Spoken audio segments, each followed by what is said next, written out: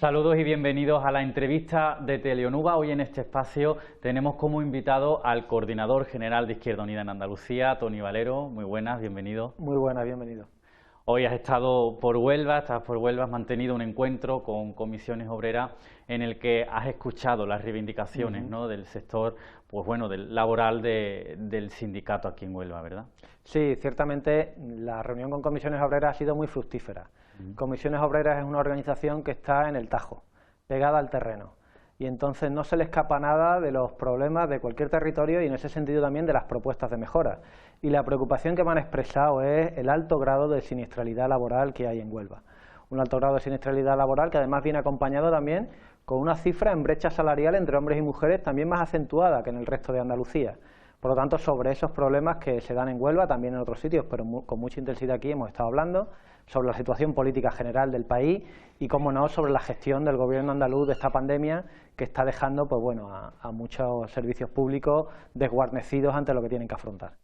Quizás son los datos más relevantes ahora mismo en la provincia de Huelva, esa alta siniestralidad laboral, una de las más altas del país, acompañada de esa brecha salarial que esa sí que es la más alta de todo el país. ¿Conocías la existencia de esta incidencia en la provincia de Huelva? No sabía que estaba rompiendo ranking. Ciertamente, para mí ha sido una sorpresa, sobre todo en la cuestión de la brecha salarial. Lo de la siniestralidad laboral sí lo conocía porque de vez en cuando es noticia y ciertamente tiene solución, es decir, no es un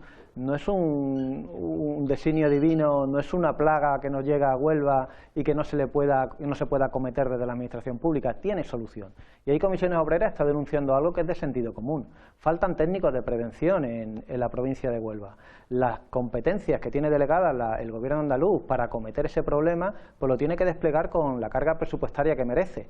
Y si hay técnicos de prevención suficientes en una provincia donde el peso de la agricultura es importante, y ahí sabemos que la siniestralidad suele ser mayor, donde tiene una estructura empresarial de pequeñas y medianas empresas que en muchos casos les puede costar más tomar las medidas de seguridad que son necesarias, pues evidentemente la administración tiene que poner más de sí para corregir esa, podemos decir, debilidad estructural en la que se encuentra la provincia de Huelva, que genera muertes o genera minusvalías en trabajadores y trabajadoras que son evitables, y eso es lo más importante, garantizar la seguridad y la salud en el trabajo.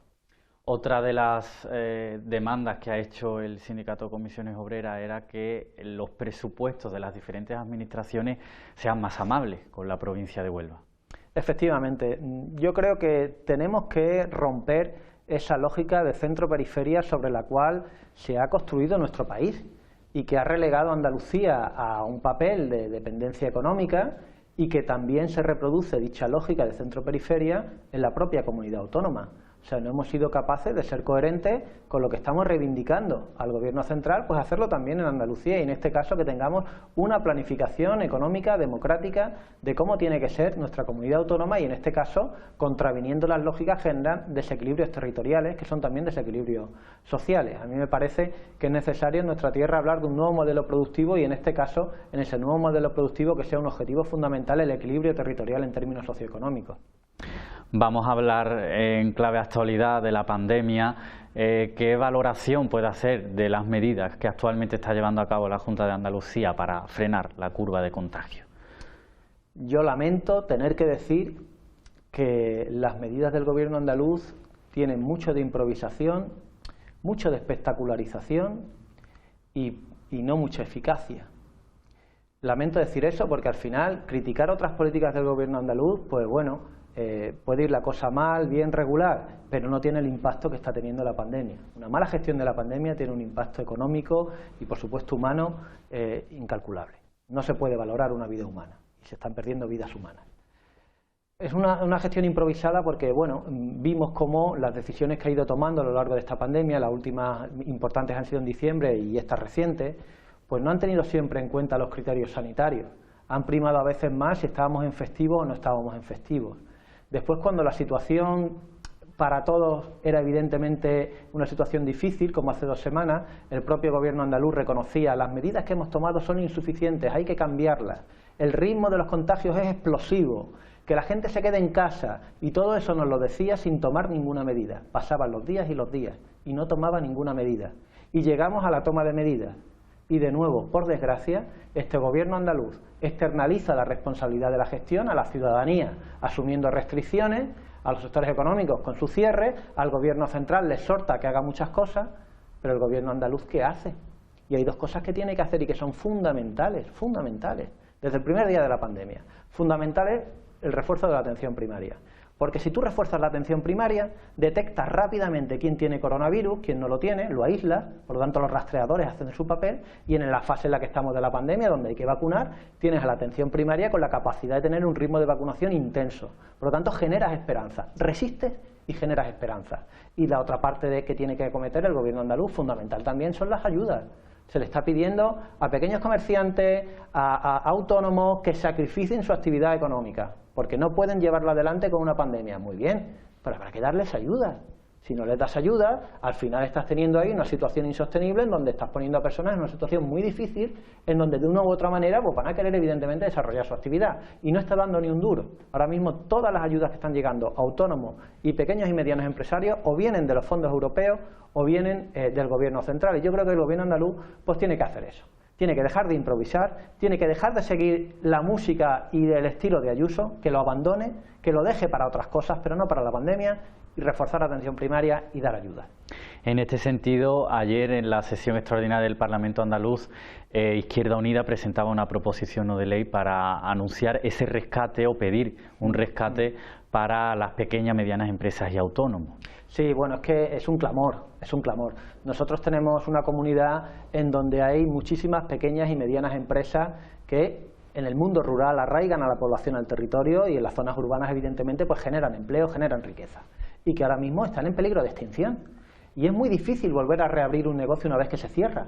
Es muy importante que salgamos de esta pandemia con el menor número de negocios cerrados, que aguanten, que aguanten, que aguanten. Y hay herramientas para permitirlo. Hay herramientas para salvar de la extinción a muchos pequeños negocios, porque el gobierno andaluz reconoce que tiene 700 millones de superávit. El gobierno andaluz reconoce que guardó 450 millones de euros por si había que comprar la vacuna, que al final no la tiene que comprar, es el gobierno central el que se la suministra sin ningún coste. Por lo tanto, pongamos ese dinero en circulación. Pongamos ese dinero a disposición de los que peor lo están pasando para que puedan salir de esta pandemia, porque cuando acabe la pandemia la vida sigue, la economía podrá de nuevo florecer y por lo tanto tienen que estar esos negocios sin haberse quedado en el camino. Ese es nuestro plan, poner parte del superávit que está encima de la mesa ahora mismo sin utilizar en función de los intereses de los sectores más vulnerables que peor lo están pasando. Por una parte, pequeñas y medianas empresas y también autónomos, vinculándolo estas ayudas al mantenimiento del empleo, que me parece que es algo que genera corresponsabilidad en cómo se ha de gestionar esto, y se dan ayudas también para salvaguardar el empleo. Estas pequeñas y medianas empresas se comprometen de esta manera a salvaguardar el empleo de estos trabajadores y trabajadoras que están por cuenta ajena. ¿Cómo cree que va a afectar la continuación de esta crisis sanitaria y por consiguiente crisis económica a los sectores más desfavorecidos de Andalucía? Todos los indicadores dicen que las desigualdades están aumentando, todos los indicadores que ahora mismo hay determinadas estadísticas que todavía no las tenemos, pero sí es cierto que, como te digo, por indicadores indirectos pues podemos ver pues está aumentando la pobreza infantil, está aumentando exponencialmente el desempleo, a pesar de que la política de los ERTE está suponiendo un colchón y un freno, una medida paliativa fundamental, pero nos podemos encontrar después de esta pandemia con una Andalucía, con un drama social, con una emergencia social.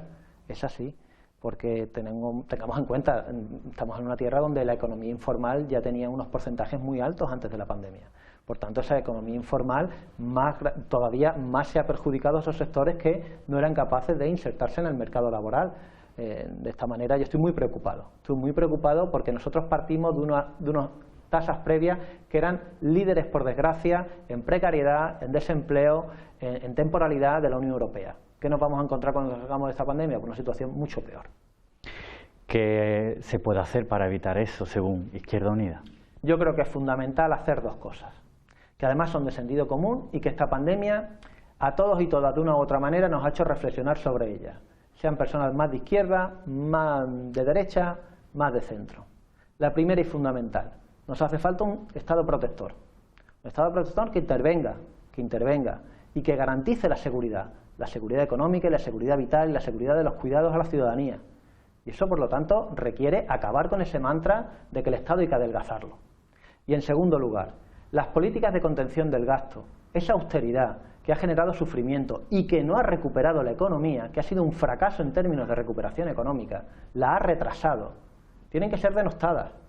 ¿Cómo lo barniza el gobierno andaluz? Por desgracia, habla de responsabilidad en el gasto. Olvídese usted de esa mal llamada responsabilidad en el gasto. Sea responsable y atienda al necesario cambio de modelo productivo que necesitamos en nuestra tierra, a políticas expansivas. Son las políticas expansivas las que nos van a permitir dinamizar la economía, y a eso es a lo que creo que el gobierno andaluz y el resto de administraciones se han de volcar. Políticas que movilizan los recursos para los sectores económicos, que dinamizan el consumo y que pueden dar y generar empleo. En este sentido, una ayuda importante fue la aprobación del ingreso mínimo vital, que ya se está realizando en Andalucía, en provincias como la de Huelva. ¿Cómo valora esta medida? Bueno, yo creo que se genera una situación sin precedentes de la cual no podemos dar marcha atrás.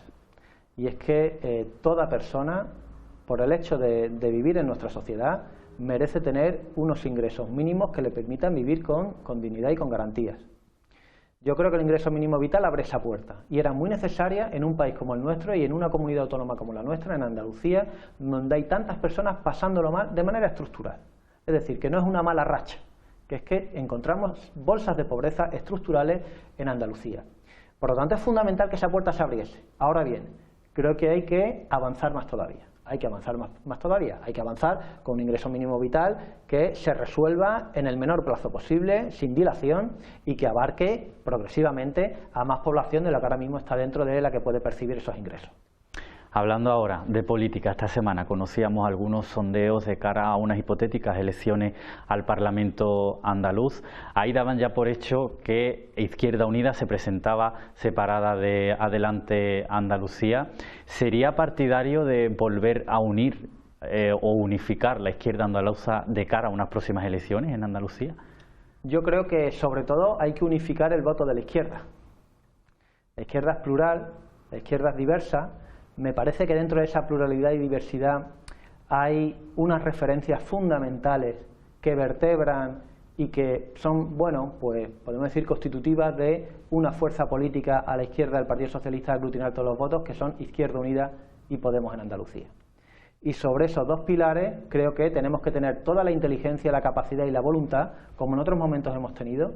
Fundamentalmente Izquierda Unida a lo largo de su historia parte de ese principio, que es el principio de la confluencia, de la convergencia, de la convocatoria amplia, para tender lazos, tender la mano y conformar una fuerza política que se presenta a las elecciones aglutinando todo el voto de la izquierda, y es lo que nosotros pretendemos, aglutinar todo el voto de la izquierda en nuestra candidatura, una candidatura que con Izquierda Unida, Podemos y otros tantos podamos presentar en las próximas elecciones autonómicas.